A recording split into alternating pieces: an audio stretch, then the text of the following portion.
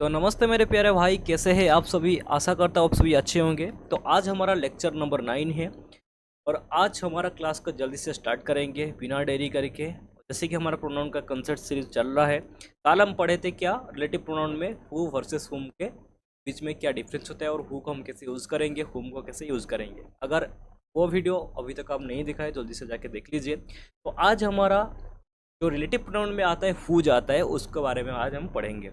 तो हुज क्या होता है। तो रिलेटिव प्रोनाउन में हुज क्या होता है कि रिलेटिव प्रोनाउन होता है। जैसे कि रिलेटिव प्रोनाउन में हुज हुज क्या होता है।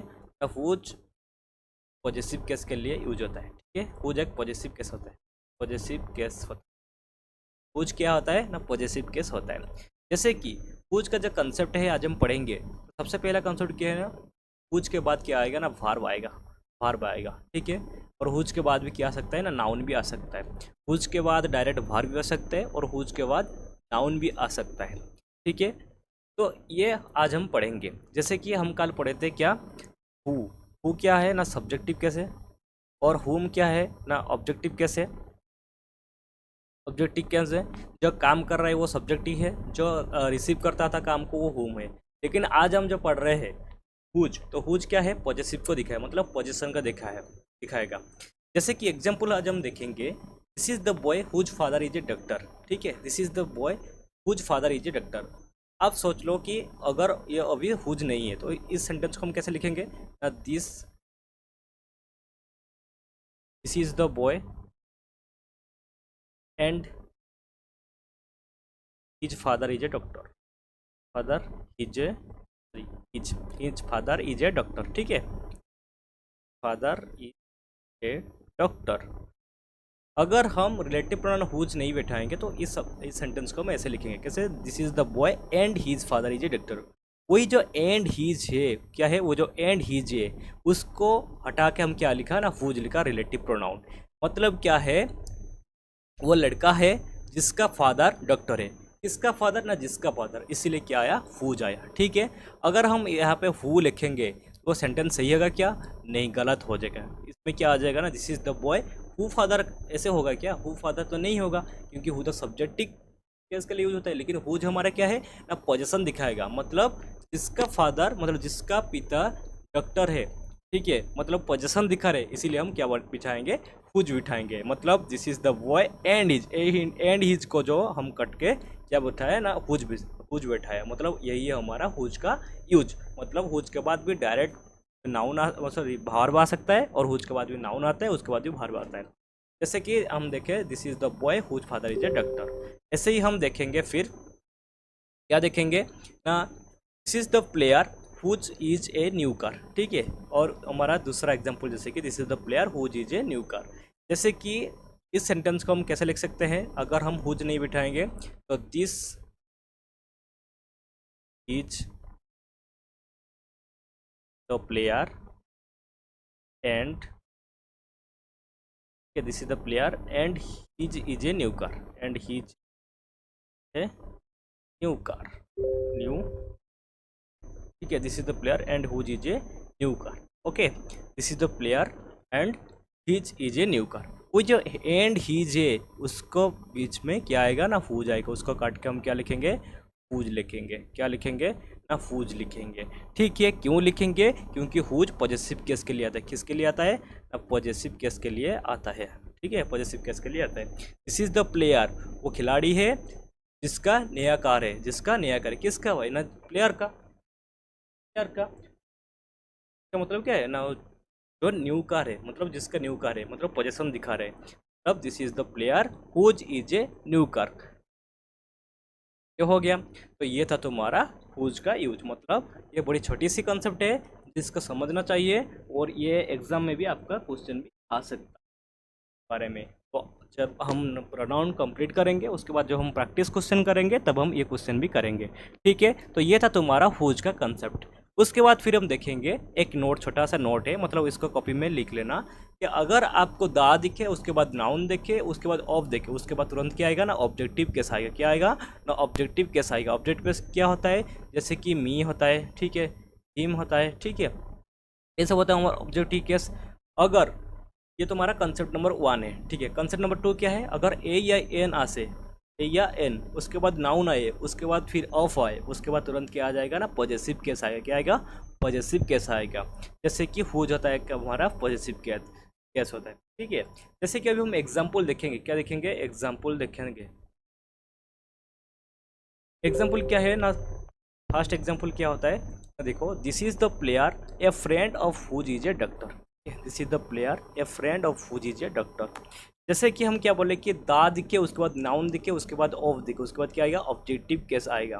जैसे कि हम क्या देखे ना, दा दिख लिया, उसके बाद नाउन दिख लिया, उसके बाद क्या दिख लिया? क्या देख लिया? जल्दी बताओ। Is the player a front of whose. ये क्या, ये होगा क्या? ये नहीं होगा, क्योंकि इसमें हमारा है, क्या है? दिस इज द प्लेयर, ए है, फ्रेंड है, ए आ गया, उसके बाद नाउन भी आ गया, उसके बाद ऑफ भी आ गया, ये हमारा हो जाएगा ए फ्रेंड ऑफ हुज आएगा। ठीक है, हुज आएगा। क्यों हो जाया? इसीलिए हो जाए कि मैंने आपको यह बताया कि अगर ए या एन आए, उसके बाद नाउन आए, उसके बाद ऑफ आए, उसके बाद क्या आएगा ना, पॉजेसिव केस आएगा। तब हुज क्या हमारा एक ना पॉजेसिव केस होता है, केस होता है। ठीक है, whose is the player a friend of, ए हमारा आ गया, फ्रेंड नाउन आ गया, उसके बाद ऑफ आ गया, उसके बाद क्या आ जाएगा ना, पॉजेसिव क्या केस आएगा, ऐसा इसीलिए हुआ this is the player a friend of whose is a doctor.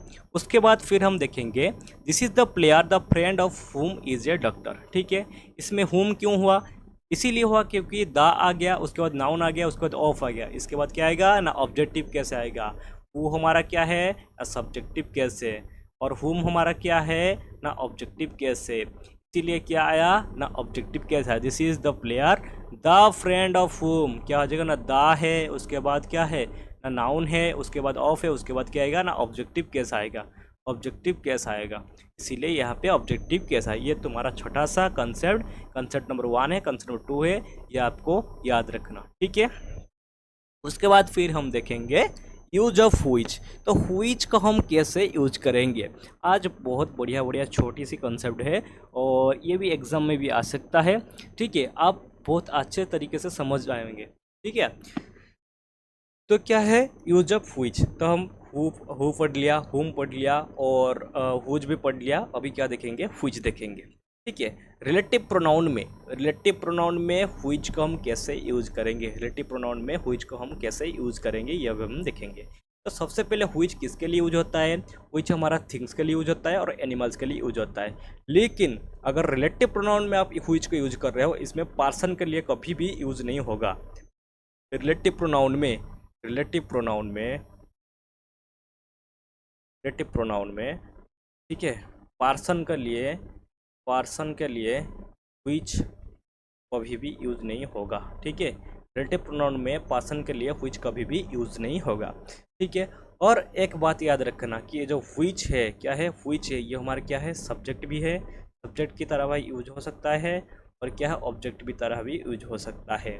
ठीक है, और व्हिच हमारा क्या है, सब्जेक्ट की तरह भी यूज हो सकता है और ऑब्जेक्ट की तरह भी यूज भी हो सकता है। ये था तुम्हारा व्हिच का थोड़ा बेसिक इंट्रोडक्शन। जैसे कि मैंने क्या बोला ना, व्हिच आपका जो थिंग्स के लिए यूज हो सकता है और एनिमल्स के लिए यूज होता है। अगर व्हिच को व्हिच सॉरी अगर रिलेटिव प्रोनाउन में व्हिच यूज करना है तो पर्सन के लिए कभी नहीं आएगा। जैसे कि हम देखेंगे I have the book which I hope my father bought. जैसे कि हम देख सकते हैं आई हैव द बुक, तो बुक क्या है, एक थिंग्स है, क्या है ना, थिंग्स है, थिंग्स के लिए क्या आता है ना, व्हिच आता है। हुम क्यों आएगा, हुम तो नहीं आएगा। तो I have the book which my father bought. ठीक है, I want to paint the chair, chair क्या है, चेयर क्या है ना, थिंग्स है, थिंग्स है, लेकिन इसमें क्या आएगा ना, व्हिच आ जाएगा। तो I want to paint the chair which was bought by him. तो इसको क्या बोलेंगे कि व्हिच का जो रिलेटिव प्रोनाउन को, सॉरी रिलेटिव प्रोनाउन में व्हिच को हम कैसे यूज करेंगे, ये सभी हम देखेंगे। तो ये था तुम्हारा व्हिच का छोटी सी कंसेप्ट। और उसके बाद हम एनिमल के लिए कैसे यूज करेंगे व्हिच को, ठीक है, अभी हम देखेंगे। एनिमल के अंदर दो टाइप्स के डिवाइड होता है, जैसे कि एक पेट एनिमल होता है, ठीक है, और एक एनिमल होता है। ठीक है, पेट एनिमल मतलब जैसे घर रख के हम उसको पालते हैं तो हम पेट एनिमल बोलते हैं। जैसे और एनिमल क्या होता है, मतलब जो बाहर इधर उधर घूमते हैं, मतलब जंगल में और रास्ते में, ये सबको क्या बोलते हैं, एनिमल बोलते हैं। एनिमल मतलब बोलते हैं मतलब नहीं, मतलब एनिमल जो है और पेट एनिमल है उस पर बहुत डिफरेंस है। पेट एनिमल क्या है ना, घर के अंदर पालते हैं, ठीक है, एनिमल तो घर में पालते नहीं। उसको क्या करते हैं ना, बाहर जो बोलते हैं जो एनिमल है उसको हम एनिमल बोलते हैं। अगर पेट एनिमल दिख जाए कोई सेंटेंस में तो इसके लिए हु भी आ सकता है, हुम भी आ सकता है। हु किसके लिए ना सब्जेक्टिव केस के लिए, और हुम क्या है ऑब्जेक्टिव केस के लिए आ सकता है। लेकिन अगर ओनली एनिमल है तो आपके क्या आएगा ना, व्हिच आएगा। ठीक है, क्या आएगा ना, व्हिच आएगा। जैसे कि अभी हम दोनों एग्जाम्पल से डिफरेंस करके देखेंगे। जैसे कि आप अभी पहला एग्जाम्पल देख सकते हो, I have the dog who या which they bought yesterday. I have the dog who which the yesterday, मतलब ये डॉग स्पेसिफिक पर्सन, मतलब स्पेसिफिक वो पेट एनिमल की पेट एनिमल तो नहीं है, क्योंकि पेट एनिमल होगा तो उसका जो पर्सनिफिकेशन हो जाएगा। लेकिन इसमें तो I have the dog who is the word yesterday. I have the dog मतलब इस डॉग का पता नहीं, मतलब ये पालते वाला है कि नहीं पालते वाला। ठीक है, तो इसलिए हम क्या बैठाएंगे इसमें, आई have the dog. Only animal के लिए क्या आ जाएगा, व्हिच, तो इसमें क्या आ जाएगा ना, व्हिच आ जाएगा।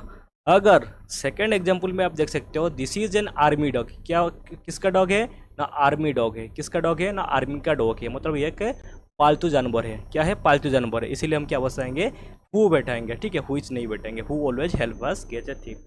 अगर पेट एनिमल आया तो हु या हुम बिठाएंगे। अगर ओनली एनिमल आए मतलब कोई पालतू नहीं है तो इसलिए हम क्या बैठाएंगे, व्हिच बैठाएंगे। ये तो तुम्हारा व्हिच का रिलेटिव प्रोनाउन में एक यूज होता है कैसे, मतलब थिंग्स के लिए, एनिमल्स के लिए। और एक बात याद रखना कि आपका जो पर्सन के लिए कभी नहीं यूज होगा। ठीक है, पर्सन के लिए कभी भी नहीं यूज होगा। ठीक है, नेक्स्ट कंसेप्ट अभी देखेंगे। अभी क्या है, नेक्स्ट कंसेप्ट आपका है प्रीपोजिशन के बाद। ठीक है, क्या है, प्रीपोजिशन के बाद क्या आता है ना, ऑब्जेक्टिव केस आता है। ये मैंने आपको बार बार बोला है कि प्रीपोजिशन के बाद क्या आता है ना, ऑब्जेक्ट आता है। ऑब्जेक्ट ये तो आपको पता है, उसको हम क्या बोलते हैं ना, प्रीपोजिशनल फ्रेज बोलते हैं। क्या बोलते हैं ना, प्रीपोजिशनल फ्रेज बोलते हैं। प्रीपोजिशनल फ्रेज बोलते हैं। जैसे हम कल पढ़ते थे कि जो हु या हुम, अगर हु आए तो प्रीपोजिशन लास्ट में आएगा। ठीक है, कल हम पढ़ते थे क्या, हु आए तो प्रीपोजिशन क्या आएगा, लास्ट में आएगा। अगर हुम आए तो उससे पहले क्या आएगा, हाँ प्रीपोजिशन आएगा।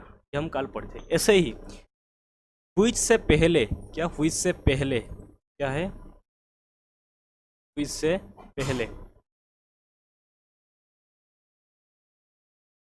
व्हिच से पहले। ठीक है, व्हिच से पहले क्या आएगा ना, प्रीपोजिशन आएगा। मतलब एट द एंड में नहीं आएगा। अगर आपको व्हिच के केस में प्रीपोजिशन बिठाना है तो व्हिच से पहले बिठाएंगे। क्या बिठाएंगे, व्हिच से पहले प्रीपोजिशन को बिठाएंगे। मतलब बिफोर व्हिच हम प्रीपोजिशन को यूज कर सकते हैं। जैसे कि एग्जांपल देखेंगे, I remember the date on which they got married. I remember the date on which, on क्या है हमारा एक प्रीपोजिशन है, प्रीपो है। और व्हिच क्या है हमारा, व्हिच है। ठीक है, व्हिच के पहले क्या बिठाएंगे, व्हिच का पहले क्या बिठाएंगे ना, प्रीपोजिशन बिठाएंगे। अगर व्हिच के केस में क्या बिठाएंगे ना, प्रीपोजिशन पहले आएगा। अगर हु आएगा तो preposition at the last and में आएगा। अगर हुम आएगा प्रीपोजिशन हुम से पहले आएगा, जैसे कि व्हिच से पहले आता है। ठीक है, this is the car about which they were talking. This is the car about which, मतलब इसमें व्हिच आए, इसके लिए व्हिच से पहले क्या आएगा ना, प्रीपोजिशन आएगा। अबाउट क्या है ना, प्रीपोजिशन है, प्रीपोजिशन है। तो ये था तुम्हारा प्रीपोजिशन का कंसेप्ट, जैसे कि हम व्हिच का केस में प्रीपोजिशन को हम कैसे बिठाएंगे। ठीक है, उसके बाद आपका एक कॉन्सेप्ट आ रहा है, जो कॉन्सेप्ट है हम तो पहले पढ़ चुका है कि द और नाउन और ऑफ, उसके बाद क्या आएगा ना, ऑब्जेक्टिव केस है। लेकिन वो केस वही नहीं है। क्या है ना, इसमें बोल रहा है कि अगर व्हिच के केस में, व्हिच के केस में कैसे आता है ना, द आएगा, नाउन आएगा, उसके बाद ऑफ आएगा। कैसे है ना, दिस देखो, दिस इज द टेबल, दो लेग्स ऑफ व्हिच आएगा। ठीक है, लेग्स ऑफ टेबल नहीं होगा। ठीक है, लेग्स ऑफ टेबल नहीं होगा, लेग्स ऑफ टेबल नहीं होगा, ये गलत हो जाएगा। क्या आएगा ना, द लेग्स ऑफ व्हिच, क्या आएगा ना, द लेग्स ऑफ व्हिच। जैसे कि द तुम्हारा क्या है, द है, लेग्स क्या है, नाउन है, उसके बाद ऑफ है, उसके बाद व्हिच आएगा। मतलब व्हिच के केस में कैसा आएगा ना, द लेग्स ऑफ व्हिच। ठीक है, द टायर ऑफ कार, क्या बोल देंगे, the tyre of car, the tyre of car, ऐसे हम बोलेंगे। ठीक है, व्हिच के केस में ऐसे हम बोलेंगे। वही था तुम्हारा बहुत ही छोटी सी कॉन्सेप्ट, मतलब दो द आए, उसके बाद नाउन आएगा, उसके बाद ऑफ आएगा, उसके बाद व्हिच आएगा। मतलब जैसे कि this is the table the legs of which were painted by him. ठीक है, और ऐसे ही एक कॉन्सेप्ट है, अगर कोई स्टेटमेंट में अगर उसके एक क्लॉज है, उसके बाद डायरेक्ट क्या आएगा ना, व्हिच आएगा। अगर कोई क्लॉज है, क्लॉज मतलब कैसे होता है, सब्जेक्ट प्लस वर्ब मिलकर क्लॉज होता है। जैसे कि अगर कोई स्टेटमेंट में या कोई सेंटेंस में या और कोई सेंटेंस में सेंटेंस में एक क्लोज दिख जाए उसके बाद क्या आएगा ना, तुरंत हुई जाएगा। जैसे कि एग्जांपल देखेंगे, he killed the animals, he killed the animals. He क्या है, सब्जेक्ट है, किल्ड क्या है, वर्ब है, और ये क्या होगा हमारा, क्लोज हो गया, ही किल्ड द एनिमल्स। ये हमारा क्या होगा ना, क्लोज हो गया। उसके बाद क्या आएगा ना, तुरंत हुई जाएगा। तुरंत क्या आ जाएगा ना, हुई जाएगा, हु नहीं आएगा, ठीक है। क्लोज के बाद तुरंत क्या आएगा ना, हमारा हुई जाएगा। जब हम प्रैक्टिस करेंगे क्वेश्चंस प्रोनाउन का, तभी ये सब क्वेश्चन आपको देखने का मिलेगा, ठीक है। He says that he is honest which is not true. He says that he is not, subject है, वर्ब है, सब्जेक्ट है, वर्ब है, ये क्लोज है, ठीक है, खत्म हो गया। दैट ही इज ऑनेस्ट, ही है, इज है, सब्जेक्ट है, वर्ब है, ही इज ऑनेस्ट, ठीक है, ये क्या क्लोज हो गया, सॉरी, ठीक है। देखो इसमें क्लोज है, ही इज ऑनेस्ट, उसके बाद क्या आएगा ना, हुई जाएगा, ठीक है। क्लोज के बाद क्या आएगा ना, हुई जाएगा। ये तो तुम्हारा अगर कोई स्टेटमेंट है उसके अंदर क्लोज है, क्लोज के बाद तुरंत क्या आ जाएगा ना, हुई आएगा, ठीक है। ये था तुम्हारा कंसेप्ट। तो आज के लिए इतना ही। तो ये सब अब अच्छे से रिवाइज कर लेंगे और अच्छे से पढ़ लेंगे, और 2 या 3 लेक्चर में हमारा प्रोनाउन का कंप्लीट रहेगा, और बहुत अच्छे तरीके से। अगर अभी तक हमारे चैनल का सब्सक्राइब नहीं किया तो जल्द से जाकर सब्सक्राइब कर दीजिए। ऐसे हम धीरे धीरे सारे सभी कंप्लीट करेंगे। और आज के लिए इतना ही। आप सभी को थैंक यू सो मच, धन्यवाद। जय हिंद, जय भारत।